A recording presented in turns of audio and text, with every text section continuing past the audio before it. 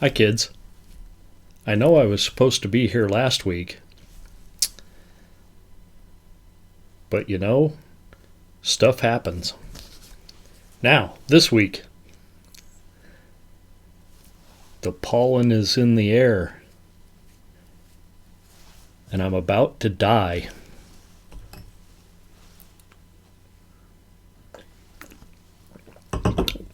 We'll see if that helps. If I have to blow my nose, I'm going to ruin my makeup. This took me... Well, it didn't take me hours to put on. It took me like 10 minutes to put on.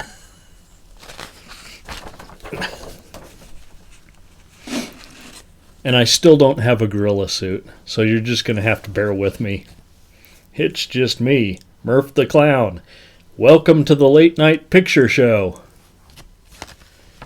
Tonight's first picture. It's Bela Lugosi in the Ape Man. This little ball right here kind of reminds me of the circus.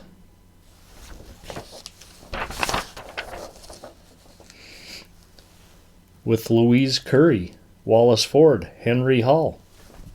I don't think I wrote any of that in my review because I don't know who the hell those people are.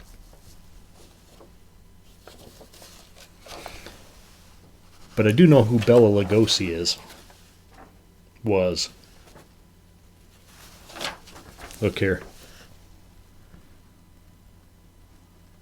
Close-ups. In case you missed this one,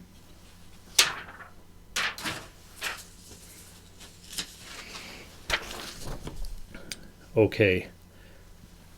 So far, so good. It's all on this side.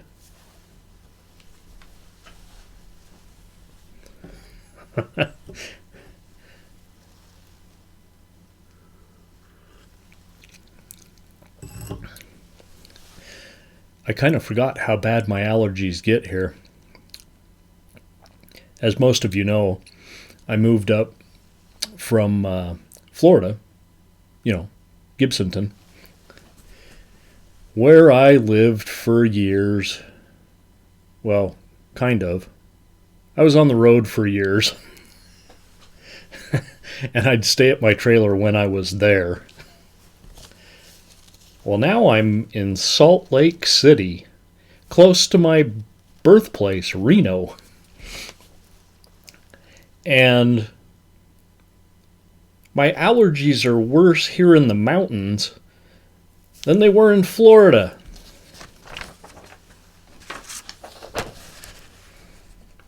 Okay. The Ape Man, 1943 Banner Productions.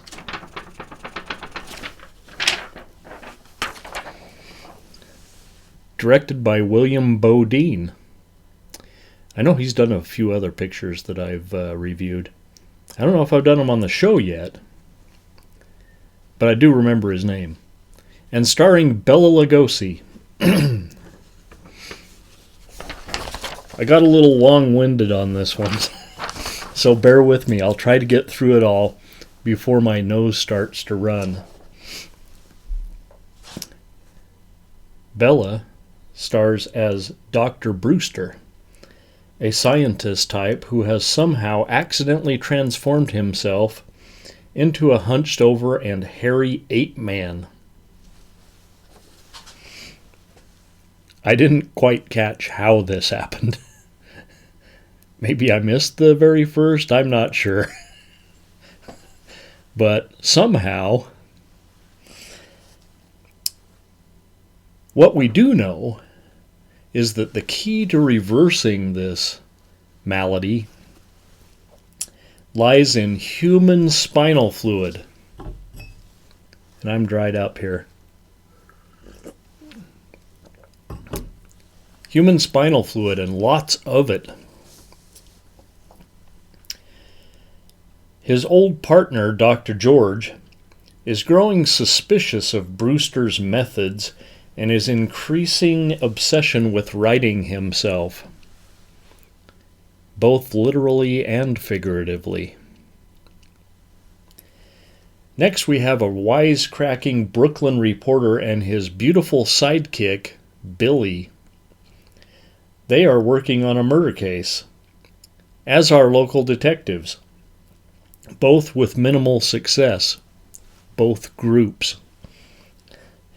That is until Brewster uses his pet gorilla. The Ape Man has a pet gorilla. Why wouldn't he? Anyway, he uses his pet gorilla to kill George's butler right under their nose. He makes his blessed serum with the spinal fluid and forces George to inject it into his spine. Next thing you know, Brewster's walking upright.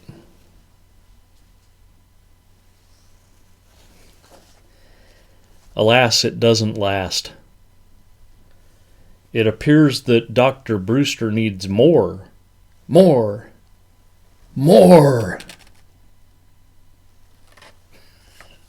many times have we seen that in a movie? Again, he releases his gorilla, and they go on an evening killing spree, collecting enough fluid for 100 injections. But now Dr. George will have none of it, and Brewster desperately tries to force him once again. George throws the bottle on the floor, smashing it to bits.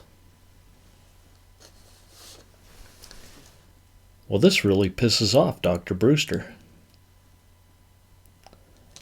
Yeah, he's not too happy about that. Now how's he going to get fixed?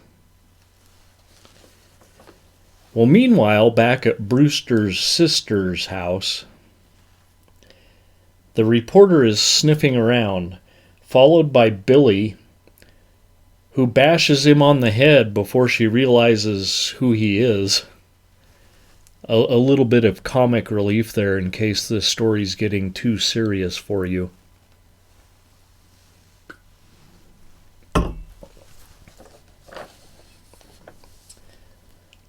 Brewster arrives and takes the girl to his lab, the reporter in hot pursuit. And there in the midst of their struggle, the pet gorilla is loosed. Is that a word? Loosed? Let loose? I like loosed. But who will the gorilla attack? I'm not going to tell you, I don't want to ruin it for you. Plus, I don't remember.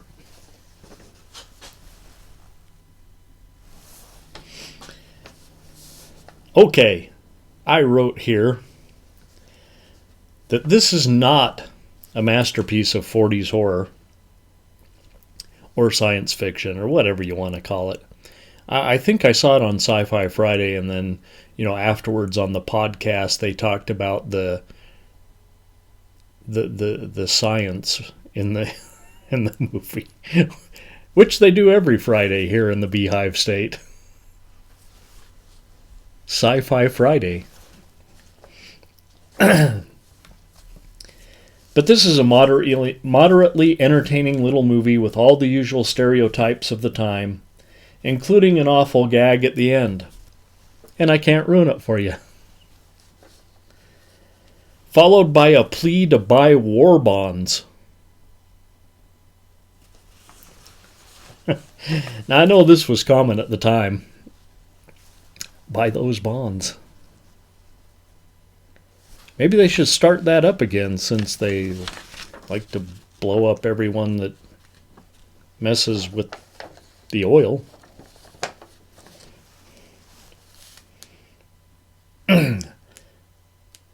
I would lay odds that this reporter, I would bet that he was played by Joe Pesci's father. He had the exact same voice, exact same accent. I mean, It's uncanny. The girl does nothing but look pretty and faint. Also typical of the time. And the gorilla suit is one of the funniest. I've actually since seen funnier gorilla suits, but one of the funniest I had seen up until this point.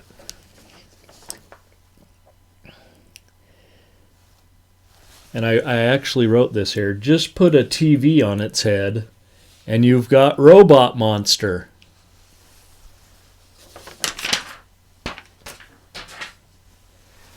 Which is our next movie.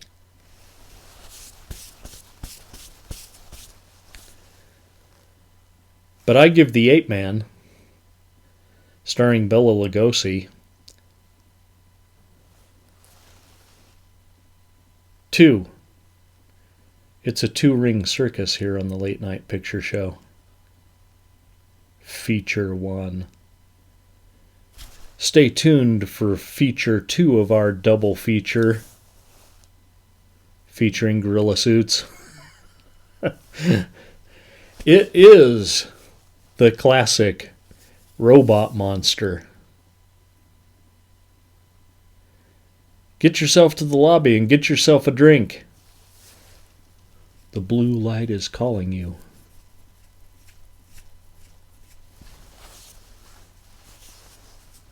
See you soon.